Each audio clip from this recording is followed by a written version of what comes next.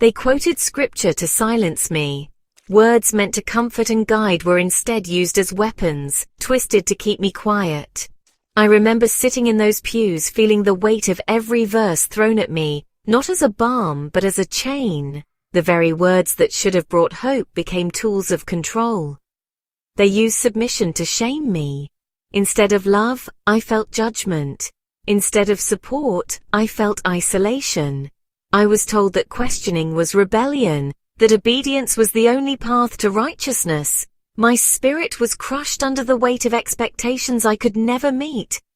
That was not faith. That was control. True faith uplifts. It does not suffocate. Control masquerading as faith is a cage, not a sanctuary.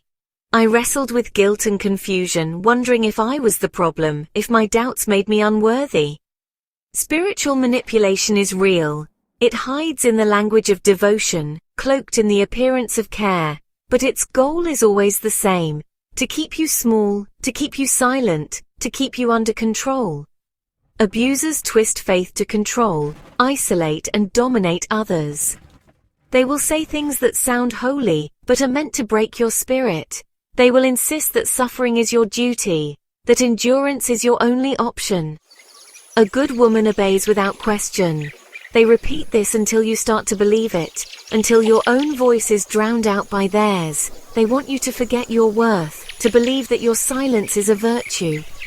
You are disobeying God if you leave. They use fear to keep you trapped, convincing you that freedom is sin, that escape is betrayal. God hates divorce. You must stay. But listen, these are not the words of a loving God. These are the words of those who fear losing control. True faith sets you free, not binds you in fear. It gives you the courage to walk away from what harms you, to seek healing and hope. Galatians chapter 5 verse 1 says, "It is for freedom that Christ has set us free." This is the heart of faith. Liberation, not bondage. Comment: faith over fear.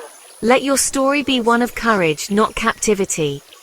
Download your free guide on breaking free. Take the first step toward reclaiming your voice and your life.